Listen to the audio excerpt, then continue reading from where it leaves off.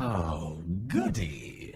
Alright, what's up everybody? It is Zombies here again, and today I want to take this last day we have here in the year 2021 to share with you my favorite games that I've played that released this past year. So I'm going to be starting out with my honorable mentions, and then I'm going to go into my top 10 games of the year. I'm kind of terrible at picking favorites, so these aren't going to be listed in any particular order, and the games are all rather different from one another, so it's kind of hard to directly compare them anyways. But yeah, it's just the 10 games that released this year that I ended up enjoying the most. Thought this would be kind of a fun thing to do at the end of every year, so that way a couple years down the line I can look back on it and see kind of what my favorites were each year. And yeah, it should be a lot of fun. So without further delay, let's get into it with our honorable mentions. So starting things off here with our honorable mentions, I actually have two honorable mentions for this year, and they were picked as honorable mentions kind of for the same reason. I believe that both of these games have a very solid kind of foundation and core gameplay loop. However, on release, I do think both of them were a little bit more bare bones than they should have been, and they really could have just used some extra content that kind of would have made their initial releases a little bit more impactful. However, I do think for both of these games there is going to be some really great stuff to look forward to, and I think they're going to eventually evolve into some really fun complete projects. So the first of these is Hearthstone Mercenaries. In case you aren't aware, I am a Mercenaries-based channel, and I really have loved the new mode ever since it dropped just a few months ago back in October. I was actually one of the people who was not very excited for Mercenaries up until release, but after I tried out some of the game, especially the PvP, I really found myself to enjoy it a ton, and I ended up liking it enough to want to start this whole channel about it. So yeah, Mercenaries, really great, but reason it's in the honorable mentions instead of the top 10 is I do think it has a long way to go until it can realize its full potential. I do think we need more of an end game to our PvE content. That's kind of lacking right now. I think we also need changes to PvP. I think more characters, which are going to be coming, it sounds like, monthly, will also make the game a lot more interesting over the long term. And there are just other changes that need to be made, like with certain issues such as the excess coins problem that many people are dealing with right now, myself included. So yeah, it's far from a perfect game, and I do think it would have been better if, it actually launched with like a beta title like Battlegrounds did and like Duels did, but for some reason it didn't. But we really enjoy it, very much looking forward to doing more stuff with it in 2022 and seeing where it can kind of go from here. But yeah, the next game we have in our honorable mentions here is actually Halo Infinite multiplayer. So keep in mind, this is just talking about the multiplayer, nothing to do with the campaign. Have not touched the campaign yet, so I don't really have any opinions on it. But yeah, the multiplayer definitely was a really big kind of hype moment in gaming when they announced that it was going to be dropping for free about a month early. So that was really exciting. And in that first month of playing, I had a ton of fun playing with a lot of different friends, some of who I haven't played Halo with in years and years. So the accessibility of it being free to play was really nice. However, it kind of suffers from a similar problem as Mercenaries in that it feels like a little bit kind of incomplete. I do think that for the amount of time this game has been in development, about 6 years now, it really should have come out swinging on launch with a bit more content. I do think that for a lot of long-term Halo fans such as myself, it is kind of disappointing to be launching without Forge, without co-op campaign. So yeah, those things missing. They're coming, but it's going to take some time. So I think this is another example of a game that is going to get a lot better in the next year. But again, they really did nail the core gameplay. It's really fun and it really feels like Halo. I just think they need to add some more maps, some more modes, and don't need to beat the dead horse here, but the kind of purchasing of stuff in the shop is pretty ridiculous and disgusting. It makes Mercenaries look very reasonable by comparison, which is really saying something, because Mercenaries doesn't even have the most reasonable shop prices a lot of the time. But the ones in Halo are just so bad, and the fact that you can't even just pick any color you want like you can in old Halo games definitely is kind of a sad thing about it going free to play. But the devs have shown they are willing to kind of address player feedback and change things, so we will just have to see where it goes in 2022. But I think long term, this game will be a ton of fun, and it is free to play, so you don't even have to pay anything if you want to try it out. But that's going to be it for our honorable mentions. Now let's get into our top 10. Starting out the top 10 here is Resident Evil Village. So I am actually a pretty long-term fan of the Resident Evil series. 5 and 4 are probably the ones that were my favorite. I played a ton of 5 as a kid, playing online co-op on Xbox 360, so I have a lot of special memories there, and I always loved the characters, especially those in 4 and 5, so I've been kind of wanting to go back through the series, and Resident Evil Village, or Resident Evil 8, whatever you want to call it, was a fantastic game. This actually follows the protagonist that you are introduced to in 7, I believe. But if you're like me and didn't have a chance to play through 7, it does give you a nice little story recap, so that way you are a little bit more familiar with Ethan, who is the main character you play as. But yeah, I really enjoyed this game. I think the trailers for it were actually really good in that they didn't show off a ton of the game. They really only showed off some of the castle areas, and it kind of makes it look like the whole game's going to be in the castle, when that's actually only one small part of the game. And I think it just, the environments and the storytelling were just so well done. The gameplay was really fun and satisfying.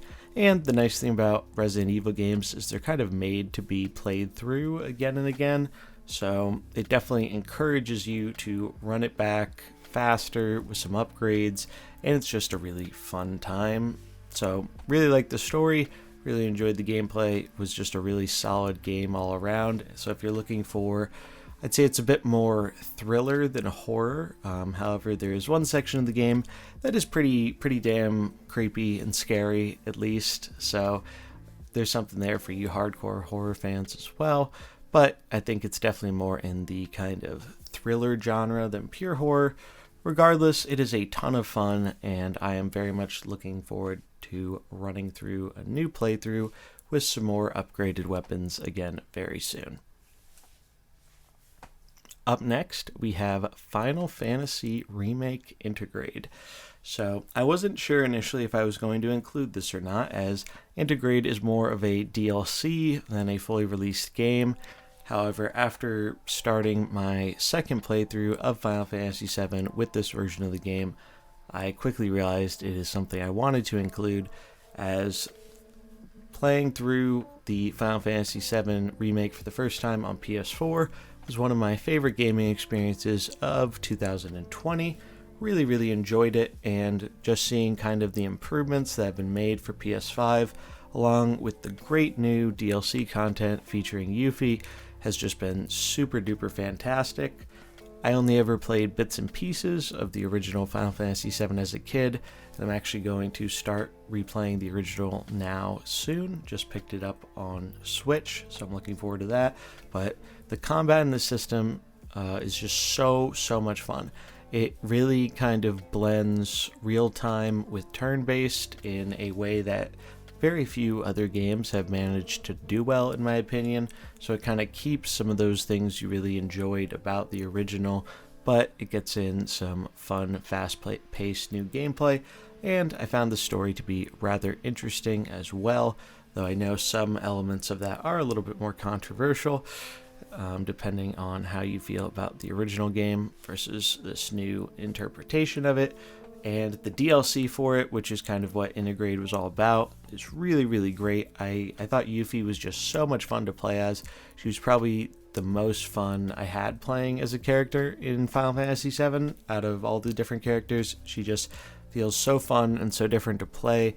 And I'm very, very much looking forward to FF7 Remake Part 2.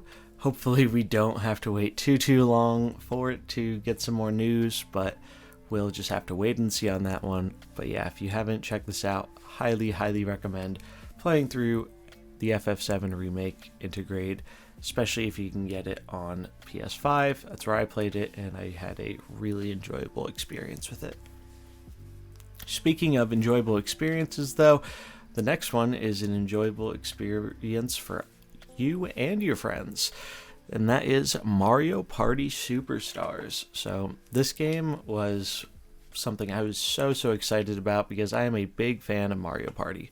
And I remember when the last Mario Party came out, it was kind of fun at first. I had a lot of fun playing it with friends, but it definitely had a lot of issues that were not great. The biggest ones being the boards were very small, and the coins were just so prevalent, it didn't feel like they mattered a whole ton. Stars were way too cheap to purchase relative to the amount of coins you farmed up, and it just made the replayability in the long term not that great for us, and we kind of stopped playing it after the first few weeks. Mario Party Superstars, on the other hand, this new version, really feels like it's a best of the Mario Party series that learned from the mistakes of the last game and basically just improved on it in every way. So, how did it do that? Well, it decided to do that by going with some classic N64 boards, which I think was a great decision, and if there's anything else I'd like to see from this game in the future, it's just give us a few more boards. Give us some more N64 or even some GameCube boards. That would be super duper cool. But I do love all the boards that were featured in there. We do have some very good, very classic ones that are just super duper fun, and they feel large enough that it doesn't get like overly repetitive like the last games did. Then when it comes to the mini games are a top tier selection of, I think it's 100 mini games throughout the history of Mario Party, going all the way back to the original Mario Party 1 up until I think Mario Party 8 or 9. Most of them are in the earlier Mario Party minigames, and as someone who's played all of the different Mario Parties, I think they made a fantastic selection. It's just super duper fun to play, and they actually have functional online, which we all know how rare that is for a Nintendo game these days, having functional online, but I've tested it out a few different times, both with friends and with some randoms online, and Mario Party Superstars actually works really, really well online. There doesn't seem to be much in the way of connection problems, and I was really kind of shocked when they announced this. You can actually pause a game if you want and resume it later. So if you're just having a fun game of Mario Party with some friends, but it's going on longer than you thought it would, you could actually pause that game up and resume it another time. So that was really shocking to me. I think it's really cool that they basically found a way to bring all the elements I loved about a lot of these older Mario Parties into the new one, and it really does feel like a best of the Mario Party series. So if you do enjoy Mario Party, or you just enjoy some fun local or online games with friends, definitely recommend this one. Next up, we have Forza Horizon 5. So I'm not normally too much of a racing game fan. I have never been super into them. I always kind of enjoyed some simple arcade racers, kind of like Burnout Paradise, or some of the older Need for Speed games, but it was never the genre of game that really stuck out to me. But that all changed when Forza Horizon 3 was introduced to me back on the Xbox One. That game was so cool. It was located in Australia, and it was just this big open world sandbox. You could do all this crazy stuff you wanted with all these super duper cool cars, and it had an absolutely banging soundtrack. So ever since 3, I got put on the series, enjoyed 4 as well, but I think 5 is much more of a return to form in terms of location.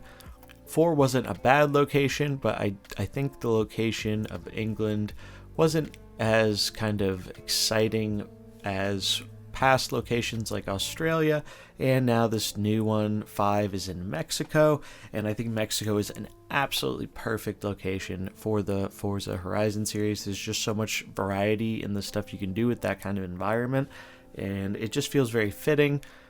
Even if you're not a big racing gaming person, these games are so much fun to play. I don't know how they've done it, but they just have found a way to make an experience that can be both super enjoyable for someone who is very casual at racing games, and for people who want to kind of tune it and mess around with it to make things a bit more of a hardcore experience. And I think it's really cool how they were able to do that. I've had a lot of fun with this game, and this is kind of one of those games I turn on when I'm just looking to sit down, relax, throw on some music, and just kind of zone out and enjoy some time messing around, not really having to think a whole lot about what I'm doing. This game also gets bonus points because I actually have my regular car that I drive, 90s Corvette, in here, so it's kind of really fun to load up your own car and drive around and do all this crazy stuff in it in the game. But yeah, Forza Horizon 5, really, really good game. Absolutely stunning. Beautiful to look at. So much fun to play. If you're looking for something that's just a good time to mess around behind the wheel of some really exotic cars doing some crazy stuff, like racing a plane or racing a train or something like that, that one's definitely worth checking out. Speaking of 5s, though, the next game we have here is Shin Megami Tensei 5. So I am a big fan of JRPGs. They are probably my favorite game genre of all time, going back, starting out with things like Pokemon, and then finding more different series in the genre over time. I actually found out about Shin Megami Tensei after becoming a fan of the Persona series. So if you do not know, the two series are actually kind of based in the same universe, and Persona was actually originally created as a spin-off series of Shin Megami Tensei.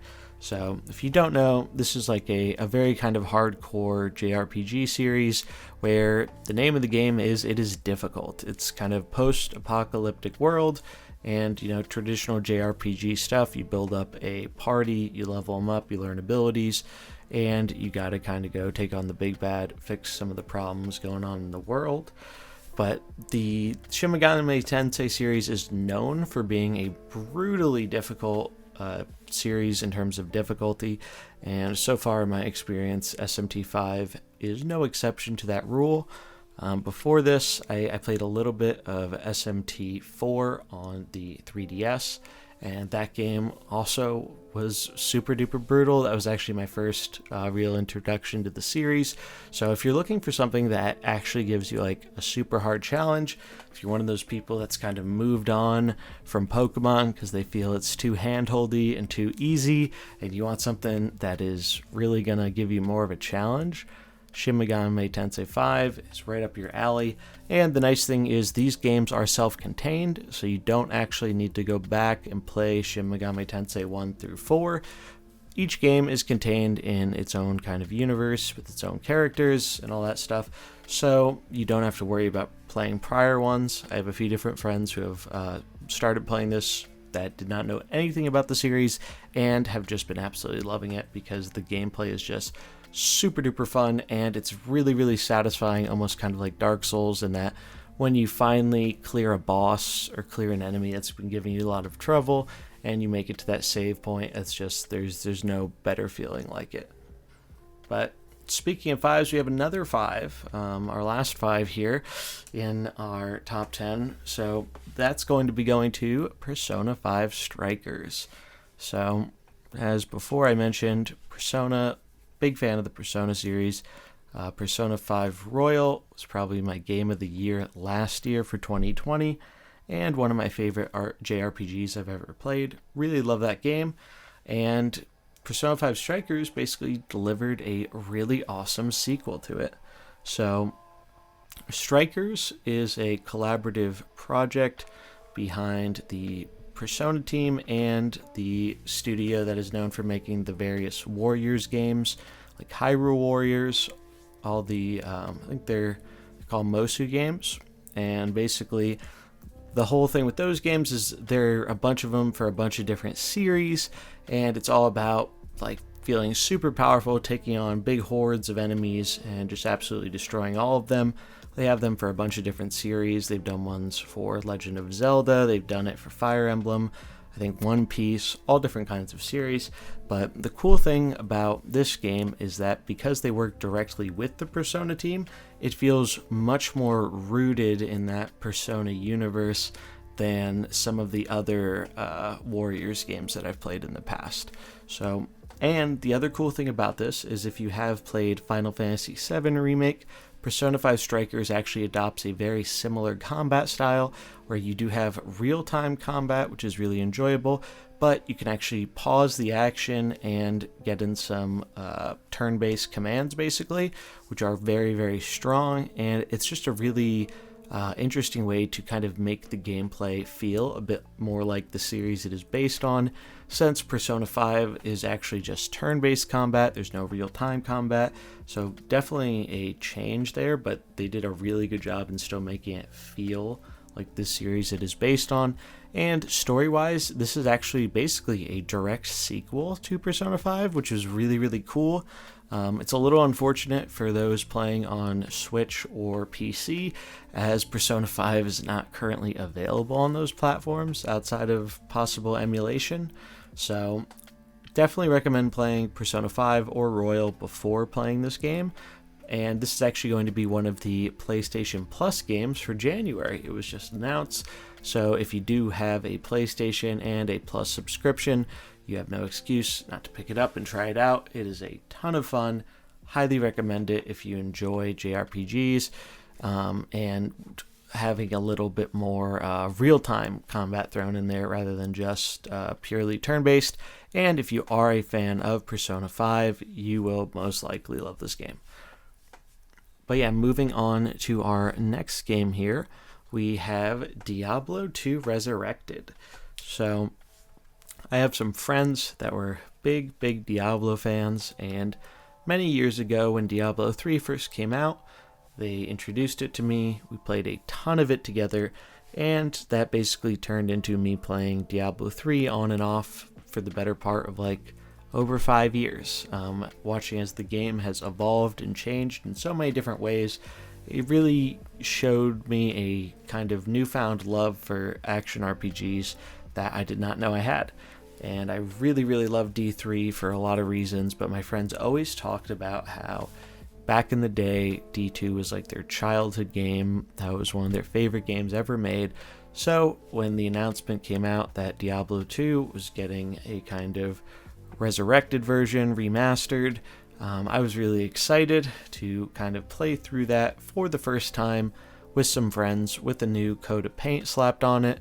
And unlike the unfortunate Warcraft 3 remaster, it did sound like they were trying to keep this game very to the roots and core to the experience as it was, just giving it some nice upgraded graphical fidelity, which as someone who hadn't played the original, I felt that was definitely needed, given it is pretty much a 20-year-old game at this point. I think they did a fantastic job with this. Obviously, if you're coming from D3 to D2, there are going to be a lot of quality of life things that just aren't going to exist in this game, but I think they did do a good job adding a few small things here and there to make things a little bit easier for people while still keeping the core gameplay the same and not changed for the veterans. And yeah, it's just been a ton of fun. I played so much of this on release, and I'm probably going to be looking to gear up a new character once the seasons start in the new year.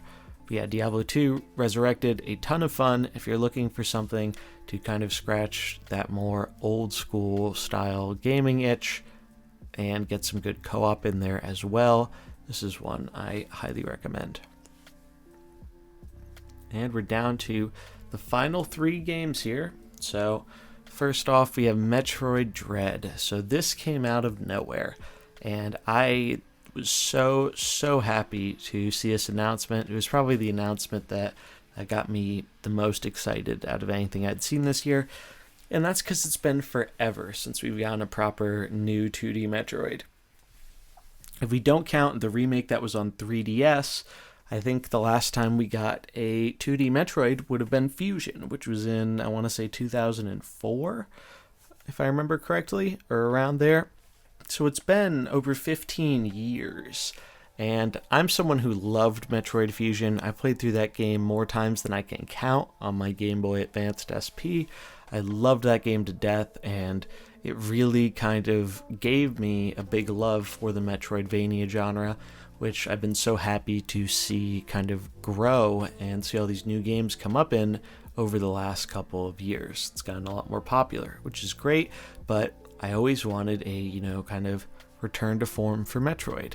Obviously, Metroid Prime 4 is in development as well, and I love the 3D Metroids, but there's something special about 2D Metroid. It's where its roots are, and I've always wanted them to go back to that. So when they announced Metroid Dread, I just couldn't believe it. I really could not.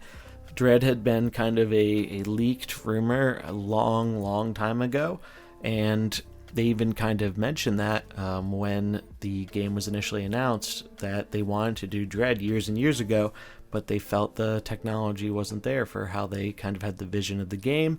And I guess that has changed now because it is out now on Switch, and it is fantastic. It really, really feels like a classic 2D Metroid. The controls just feel so tight.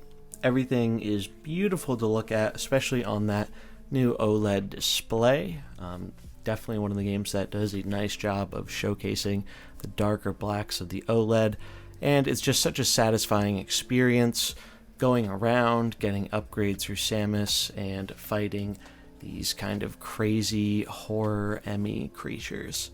So yeah, I really, really enjoyed it. As someone who Fusion was one of my favorite games of the Game Boy era, it really felt great to have kind of a new game coming from that same universe, continuing that same story.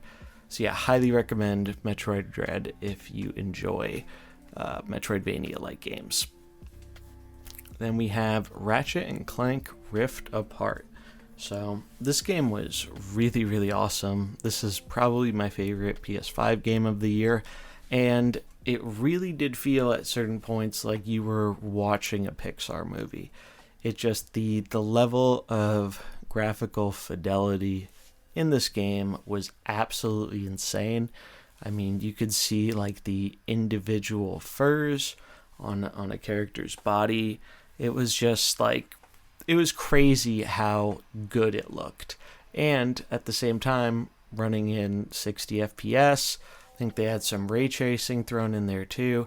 It was just absolutely nuts how good the game looked. And on top of it, it was just so much fun to play. Ratchet & Clank has always been good about giving you a really fun and unique arsenal of weapons, and this game certainly does not disappoint in that regard. There are so many interesting weapons, and it's really fun to kind of mess around with comboing them on different enemies. And the nice thing is the game almost kind of forces you to try out a wide variety of stuff, because you do have a limit to your ammo, so you are going to have to be, switching up guns, which is good, gives you incentive to try new things, level up new stuff, and yeah, the guns are just a big highlight point of Ratchet & Clank. They just really have some cool designs that are a ton of fun to play, and the story was really good. I found the story to be very enjoyable. It wasn't like there were super, surprising moments. I think it was, relatively safe in that regard. But I think in general it had some really solid story beats, and more importantly, it had characters that it definitely made you care about in the game, at least to me. And I thought they did a very good job doing that. Definitely something I'm going to be replaying in the future, as I had a lot of fun with it, and I think it's a great game that you can just sit down, play in a few sessions, beat, and just have a thoroughly enjoyable time with. But that is our second to last game, so that's going to bring us into my last favorite game for 2021.